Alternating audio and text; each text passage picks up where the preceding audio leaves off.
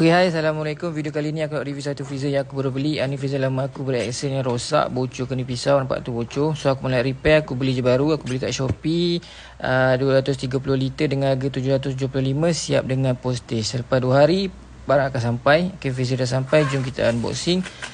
Okay, korang kena tunggu dalam 4 jam untuk guna sebelum korang on switch. Dia akan hantar, kalau rumah kondo pun dia akan hantar. Jom kita tengok. Ni dia brand Berjaya. Standard lah ada kunci. Ni kunci dia, lock. Ni brand Berjaya. Chest freezer kita tengok dalam okey lah, agak besar. Dan korang akan dapat scraper dan juga kunci untuk korang buang ais kalau dah keras. Okay, kita on switch dan kita akan test. Kita set suhu dahulu.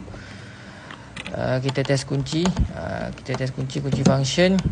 Switch dah function semua. Kita tunggu dia sejuk baru kita masukkan barang. Okay, kalau korang nak beli, korang boleh klik pada link description yang aku letak, link Shopee tu. Okay, terima kasih kerana support. Assalamualaikum. Bye.